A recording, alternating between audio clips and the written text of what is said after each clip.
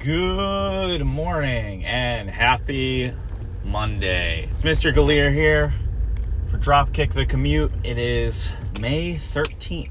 Mufussy's going to join us for the evening commute. I'm going to give you the boneless pitch, we'll call it. It's a little boneless. I'm sure we'll find a more fitting name with some car terminology for this, but we're going to kind of just briefly go over anything that might have happened this weekend, talk a little bit about SmackDown. And before I do that, if this is the kind of thing you're interested in, be sure to follow us wherever you get your podcasts from. Leave a review.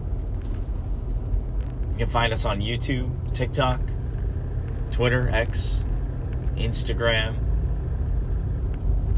For all of your little highlights. We do our little highlights and our shorts and our TikToks and whatnot. Thank you to those who have engaged and already supported us in the maybe 2 weeks that we've had this thing going. It's been really cool to see. We're very happy with how it's turning out.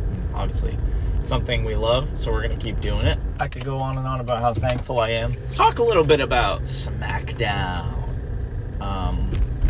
Like I said, we'll get more in depth later, but we had some pretty big stories coming out of SmackDown. Of course, the headline being Cody's challenger for King and Queen of the Ring coming up. Logan Paul, the United States champion, steps up to Cody Rhodes. That is a big ticket match. That is a Saudi Arabia match. I predicted Goldberg personally, but you know what? Cody versus Logan was actually my second prediction. Logan steps up to the plate, and right now the question is if it's a title versus title match or a title unification match. And both are probable because usually in this case it's a title versus title match. I think we cause a lot more problems than anything if we make this a unification match. But Cody was hinting at winning the U.S. title and becoming a Grand Slam champion, so you got to imagine that's what they're doing. I don't really know.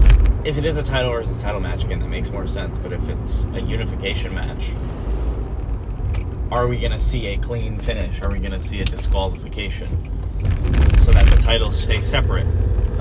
If the titles get unified, what do they do there? So a lot of questions, not a whole lot of answers just yet. I mean, we had our King of the Queen of the Ring qualifying matches, or whatever you want to call it, quarterfinals. And we saw Randy Orton beat AJ. We saw Nia Jax move up, Bianca Belair, Tama Tonga, and I think that was everybody that I can think of. I might be missing one or two, but I was very surprised Naomi didn't move on. I was not surprised at all that Tama Tonga and Bianca Belair moved on. Oh yeah, and Jade beat Piper. That we kind of knew that would happen. The Randy Orton thing, I think it could have gone either way. AJ kind of just had a big moment with Cody, so I guess it makes sense. I guess they both had big moments, though. I don't know. So they move on. It's hard to see who's going to finish on the men's side on SmackDown, but I'd love to see Jade versus Bianca, and we might get that, and I think that would be really cool for those two to have a little fun little match. We had a little segment between Solo and Paul Heyman. Solo was like, Solo said to Pegman, oh no! Solo said to Paul Heyman, it's Monday morning, folks. Have you talked to Roman since he lost at WrestleMania? Paul Heyman said no. Solo said, I have. And he told me that I'm in charge until he's back. We already knew that. This is something we already knew. Paul Heyman's scared shitless. He's still a little worrywart. So good. I love this. We'll see how out of hand things get before Roman comes back. I also just love that I don't know, Paul's just assuming, like, yeah, I talked to Roman. I think on TV, them being like, yeah, he talked to me. I feel like some kind of phone call would make personally. The idea of being like, yeah, I talked to him. Well, what did he say? I think just because when we hear something from someone else, they're usually on screen. A little observation I had. That was the big news coming out of SmackDown.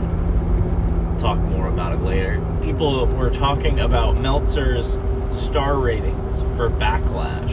It had a lot of people confused. This man gave Cody versus AJ 5 stars. A whopping Meltzer 5 stars, which is great. Cody getting a 5-star match, I love that. AJ, I don't know if he's gotten a 5-star match before, or at least for Meltzer. It's the first world title match that's gotten 5 stars since Money in the Bank 2011, John Cena versus CM Punk.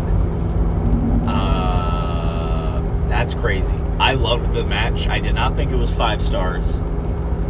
But people are in an uproar because of this. And I get it to a degree.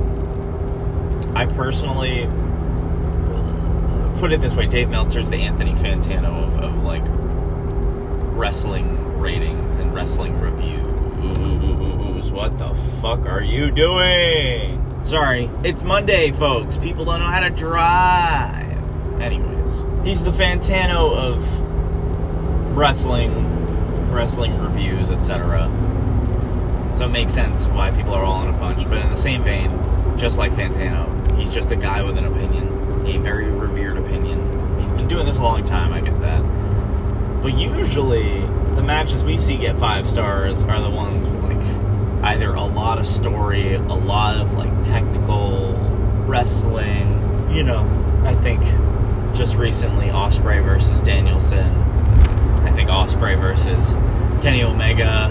I think the Usos versus Zayn and Kevin Owens. But this being the first world title match that got that star rating in 13 years has people scratching their chin a little bit, wondering what's going on. And look, I know we were talking about Dave Meltzer last week. You know, let's have him on the podcast. Let's talk it out. Nothing wrong with the guy. But people are just like, huh. He usually really only rallied for like independent, very famous independent wrestlers or like New Japan wrestlers. And then all of a sudden this. I think he gave the women's triple threat match like a 4.5 star. I think there's another match that he gave like 4.7. Oh, the fucking tag match from the beginning, which also was a good match. They were all good matches. It was a great card. It was a fantastic show. But for this to be, I don't know. This is where we come out of the woodwork and give star ratings to matches that are deserving of it. It's a little strange. But what do I know? I think the crowd played a big part in carrying. They didn't carry the pay-per-view. It was a great show, but you know, half the battle is having a good crowd, and they had a crowd that over-delivered, in my opinion. So, you know, again, it was a good show. Dave Meltzer. Don't really know what your criteria is, but I'm pretty sure between 2011 and 2023, there were no 5-star Meltzer rating WWE matches. I feel like there were a few in WrestleMania this year that could have had star ratings up there. Or over the last year, we've had some decent, you know, matches. I really want to know the rubric, you know, for how we go about this. Nonetheless, that was some stuff I was reading up about on Twitter. That's kind of it for my end in the morning. Of course, we'll come back later. We'll talk to Mufussy. We'll have a nice little evening commute. We'll talk more about SmackDown. Maybe we'll talk about Dave Meltzer. Maybe I'll blow up. I'll have more energy than I do right now, that's for sure. I haven't had my caffeine yet. But again, if you like what you're hearing, be sure to give us a follow. Wherever you get your podcast from, favorite social media. And we'd love to have the interaction from the people. Tell us what you thought about SmackDown in the comments. Tell us what you think about the star ratings for Backlash. Tell us if you don't give a fuck about them. I felt it was noteworthy to talk about, though, because he's a very noteworthy person. And not given those star ratings in 12 or 13 years is kind of a big deal when you're kind of a big deal. So let us know what you thought about that. We'll see you later for the evening commute. Hello and welcome to the evening commute for May 13th, 2024. I'm Mufussy and Galeer is driving me to his house virtually. It's true. Yeah, I'm so happy to have you next to me in the passenger seat. And I said, hey, get in. Come on, it's time to go to my house. Get in. We have to talk about wrestling. Hey, CM Punk DLC dropped today, I think. ECW Punk Pack. Release date, May 15th. 2 days from now. God so damn it! In other wrestling game news, I ended up getting AEW Fight Forever.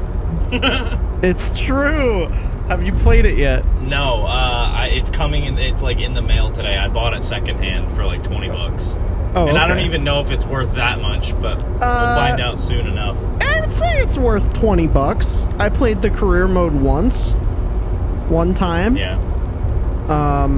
I forget who I played as. I think I played as Darby, and it was fun. I mean, it was enjoyable. But then I tried to play the Stadium Stampede mode, and there weren't enough players online, so I couldn't play it. Isn't that terrible? It's a tragedy, honestly. It's like an interesting game because, like, I don't know, it's fun because it's like got the arcade style. It's way more arcadey than 2K. I feel like it's fun to play with friends. Which is what they were going for, and the entrances and stuff are cool. With like how you can swap the camera angles and trigger the fireworks and all that, but the controls feel a little like clunky, and I don't know, it took a lot of getting used to, and it got kind of stale after a bit. But I also haven't played since launch, so maybe they added a lot more, but I don't know. Yeah, they added the new DLC that's like $20 for 3 characters. What? Yeah. Oh. It's like Edge, Samoa Joe, and Jay White. Oh my god. I mean, like, I want to play it. It's been out for a year now, or something. Yeah. Yeah, I think a little bit over. Yeah. It'll be a good time. You know what else will be a good time? King and Queen of the Ring. Transition, baby. Woo-hoo! We're so good at this. What if Logan Paul wins? What if you jumped off a bridge? Do we know what the deal is? Is it just a title versus title, or is it unification? Like, what? I still don't know. I wonder if they're going to clarify on Raw tonight, because I tried looking it up, and it seems to be like, because you messaged me about it the other day, and I don't know. Like, some people think it's going to be a double title match, and some people think it's going to just be for the Undisputed. So, like, I don't really know what's happening. They made it kind of unclear. Cody said if I win the U.S. title, I become a Grand Slam champion. Right, he'll be Grand Slam, so it makes it seem like that it's for both titles, which would be so wacky. That, you know? I would probably lose my mind if they booked Logan to win. I would just sit there dying laughing. It's crazy that there could be a reality where that happens. I don't know. He's big enough. They don't really need to put a world title on Logan Paul. But yeah, I don't think so. You know, who am I? Who am I to deny dream booking? Maybe I'll call up Trips and try and get the rundown for the next episode. Guys, I apologize, by the way. We didn't get Dakota Kai on this one. Tried calling her up. Or Dave Meltzer. Or Vince Russo. Dave Meltzer gave Cody and AJ 5 stars. Do you see that? I saw. That's AJ's first 5-star, right? Yeah, that's his first 5-star. Woo! Woohoo! Logan and Cody's gonna be a solid match, no doubt about it. Logan always puts on a good show. I mean, we got Logan and Roman in Saudi. That was a fire match. Some good stuff happened. Obviously, Logan is legitimately a highlight reel, so it'll be good stuff. Tapped. it's both titles on the line, there's no way it's getting unified. I think that shit's gonna end in some type of DQ or something. I don't know. Like, yeah, unifying the championships does nothing for Cody. Like, and it's like, where do they go from there after that? You know, if it was both titles, it'd just be like, how the hell do they split it up again? Who beats Cody just for the U.S. Championship? Let's stop doing that. I don't know. It'll be interesting to see what they do with it. I feel like this episode of SmackDown was kind of felt like filler, because again, it was just a lot of qualifying matches. Yeah, I mean, it's a lot of setup for the King of the Ring and Queen of the Ring. You know, it's all the setup matches. Were fine. Yeah.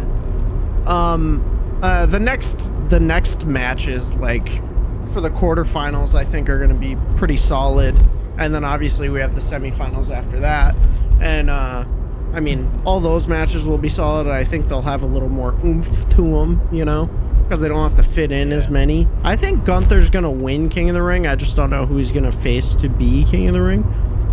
There's still kind of a little bit more setup to do for that. I feel like, what if Tama Tonga versus Gunther? That'd be a weird match. That would be so strange. I don't know how I would feel about that. I mean, it could be a way to start redecorating the bloodline again, maybe. I don't know. But probably not. I don't think that would happen. Solo Sikoa's officially, he is, according to Roman Reigns, the guy running things. He's running the show. The interim tribal chief. I love it. And Paul Pegman, he's scared. Dude, Paul Heyman's fucking face when they Samoan spiked Angelo Dawkins? Yeah, he fucking picks up Angelo Dawkins and Samoan spikes him, and Paul Heyman's on the apron like, no! He's like, whoa, my God! Yeah. Angelo actually, like, put on a good match. Yeah, it was very good. I mean, Street Profits, that's the good thing about the Street Profits, is they're both good. Obviously, they're a good tag team, but they can both, like, in all their solo matches that I can think of, they both put on, like, a really good show. Because they're both high flyers, they both move really fast, and they're both just, like, really entertaining to watch. I never say I never give Angelo Dawkins enough credit, because I feel like Montez is like the human highlight reel as well, with all his high-flying shenanigans. But, like, Dawkins is kind of a beast. Yeah, he really is. When you really get to, like, see how he moves. So, yeah, there's, again, all that mess going on with the bloodline. But I feel like that and the world title were really the two big stories coming out of the night. And then... Yeah, and the rest were just qualifying matches. We're getting where we need to be, and that is literally less than 5 days away. Oh, it is 5 days away. I thought it was next week. Oh, wait, no. It is next week. I'm sorry. Yeah. I'm in the wrong week. That's all right. Come back in time. Back to here. Collision. Did you get a chance to watch it? I did not. I watched half of it and then a couple of, like, YouTube videos here and there. So how was... did you watch the Cope Open in full? That match? Bits and pieces. I watched the last, like, 10 minutes of it. Okay. They beat the fuck out of each other. That shit, like... They were both just drenched in sweat, just fucking, like... They went to war. Yeah. And, again, having only watched, like, a portion of the match, you would have thought that they were going for the last hour. Yeah. So that's just... There were a lot of submissions, because Kyle O'Reilly's kind of like a submission guy. I mean, he's kind of like an all-over guy, but they were doing a lot of submissions, and then, of course, Copeland getting the W. I thought there was going to be some stuff afterwards, unless it spilled into Rampage, which I didn't get a chance to watch because Rampage was right after Collision. I didn't catch Rampage. Based on the highlights I saw, big match, I think, was like Trent Beretta. Collision was really solid. Collision opened with Top Flight versus Claudio and Danielson. That was a really good match. Danielson, it was his first match back since Dynasty, where he sold the fuck out of breaking his neck. Yeah, that shit was and crazy. Fucking like having a seizure. Again, a really good match. Top Flight showed up and showed out for that, so that was really nice to see. And then I don't know how familiar you are with Top Flight, but like they're one of my favorite tag teams because they came in during the pandemic and they were like one of those teams that like people were drawn to like almost immediately. Yeah, they like really lifted up the show. Yeah, but the problem is almost one of them is injured at any given moment. Oh, and shit. It's always like a really bad injury. Oh, no. Blackpool Combat Club got the win. Danielson did a little promo, just like hyping up Anarchy in the arena, and he was like, you know, like, fuck Matt and Nick Jackson. I love AEW, and that's why I'm in this match. Yeah. Even though my career almost ended the first time I did Anarchy in the arena, but I'm doing this because I love AEW. Yeah. And then AEW's where the best wrestle. That's kind of like the thing they've been pushing a lot lately. Yeah. That little slogan, or whatever you want to call it. Crowd was nuts in Vancouver, which is really cool. That's good. I'm gonna have to watch Collision tonight and catch up on it because I have trouble keeping up with Collision. I've been watching Dynamite, Raw, and SmackDown like pretty consistently, but I haven't fit in a lot of the side stuff. And I need to watch Collision at least, because Collision is decent every time I watch it. Where like Rampage, I'm like, I don't know. Yeah, Rampage, I could give a fuck about. Yeah. Like, it's just Rampage. I feel like for really since the beginning, at first they kind of tried to make it a main show, but because of the hour time slot, they can't really do a ton. So Yeah. I've always seen Rampage as like where they do like little like one-offs or like dream matches.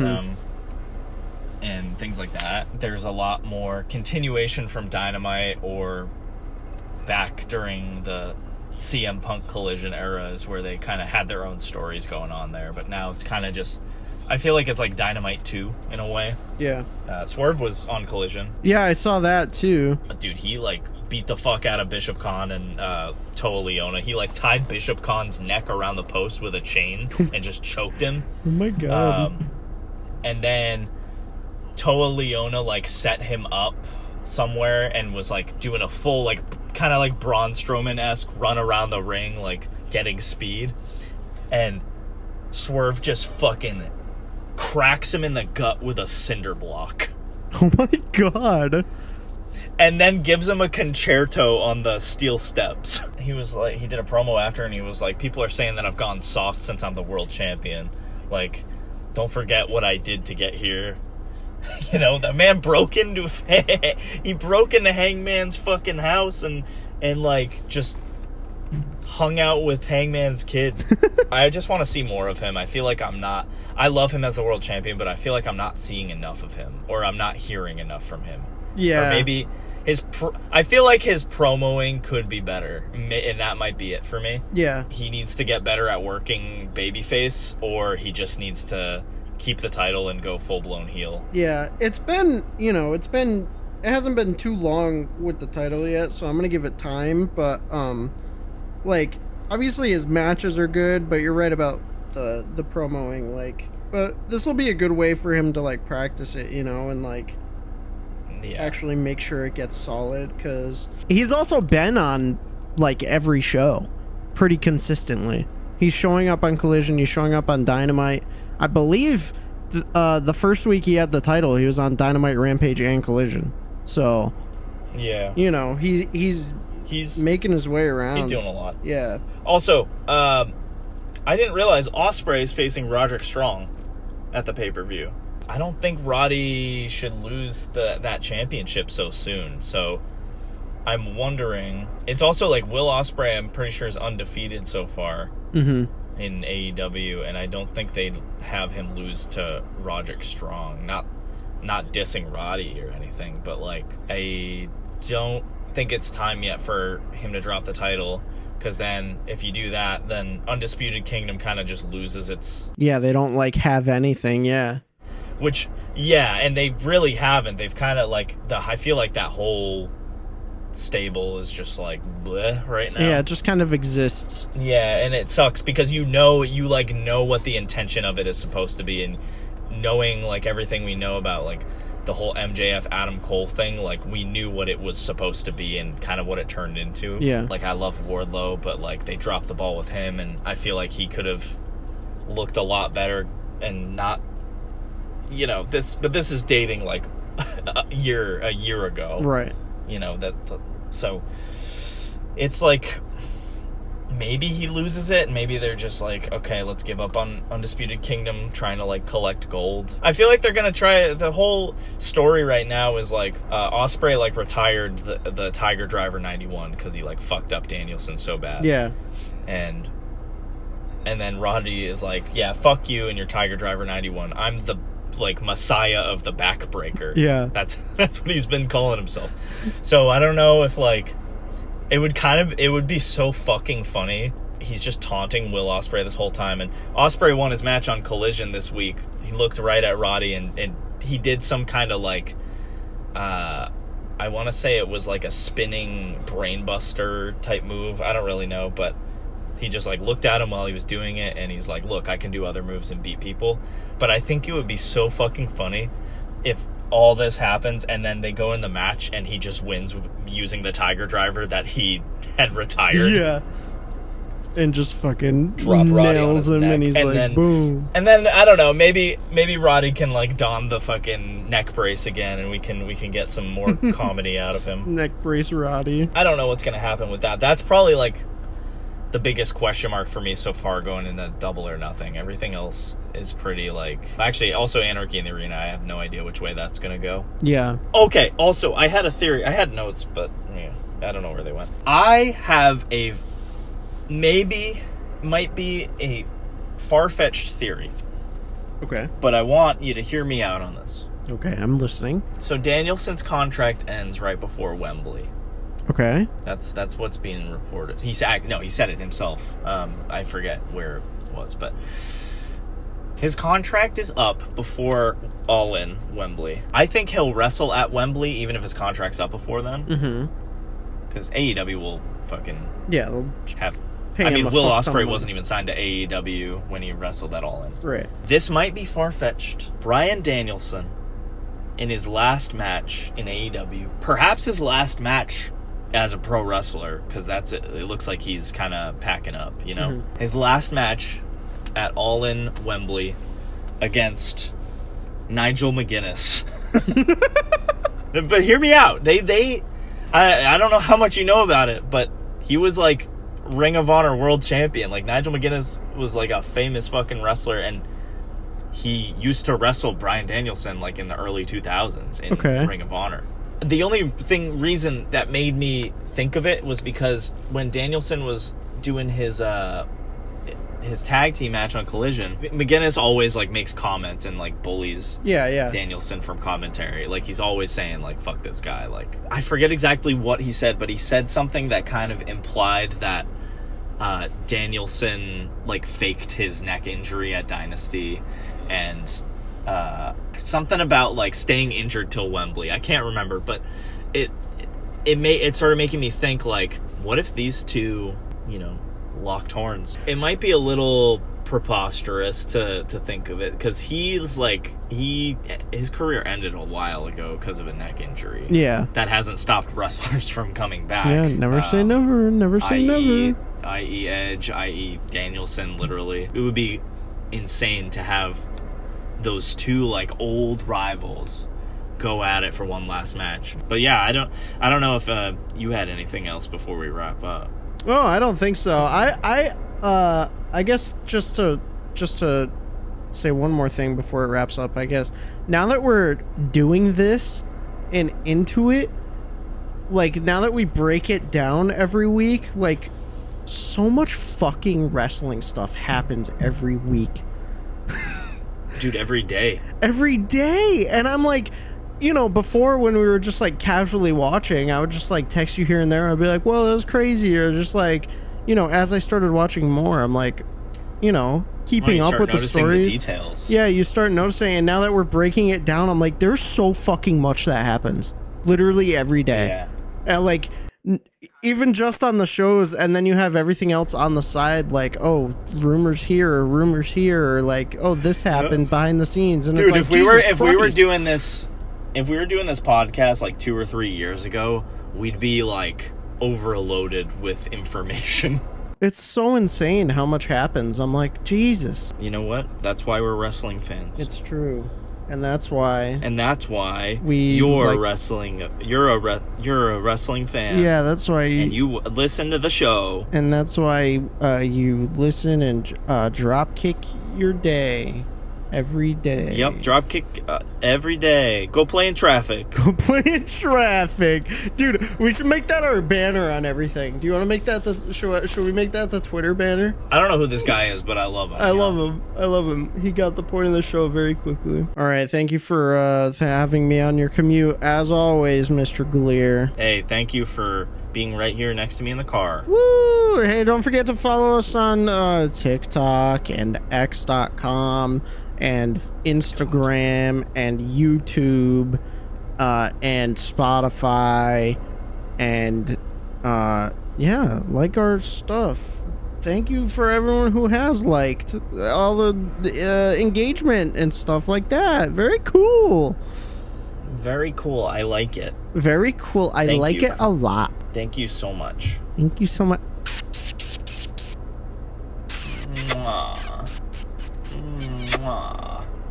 It's the evening commute. Right. It's the evening commute. Hey, I still gotta make that song. Yeah.